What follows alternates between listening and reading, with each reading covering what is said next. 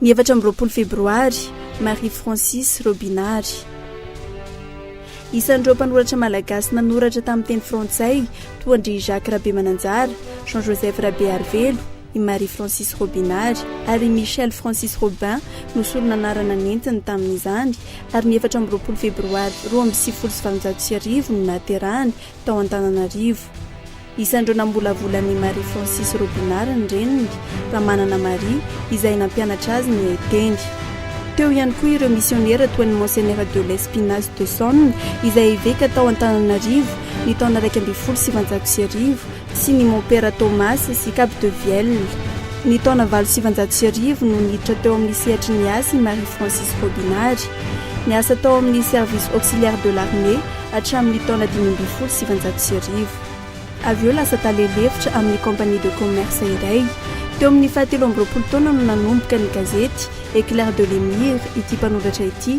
Izy ihany koa avy eo ny talen'ny fanoratana tao amin'ny gazety Madagascar tamin'ny taona 1770. Gazety boky maro no efa nanoratany Marie Francis Robinary, isan'ireny ny Bulletin de Madagascar, La Revue de Madagascar, Fampita.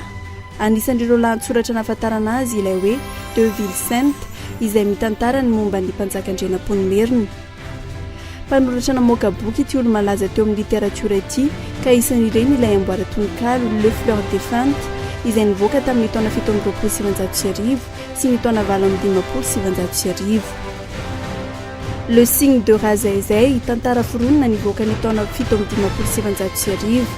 Ny 9 Jolay 1770 no nilomandry Marie Francis Robinary, mpanoratra malagasy zokiny indrindra teo amin'ny fanoratana amin'ny teny frantsay tamin'izany fotoana izany.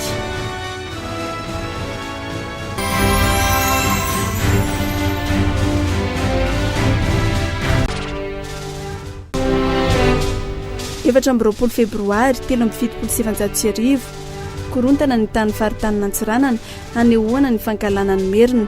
Maro ireo trano may, ka isan'ireny ny fonja, ny lapan'ny fitsarana, komisarian'ny polisy roa, tranon'olon-tsotra ary ireo trano fivarotana.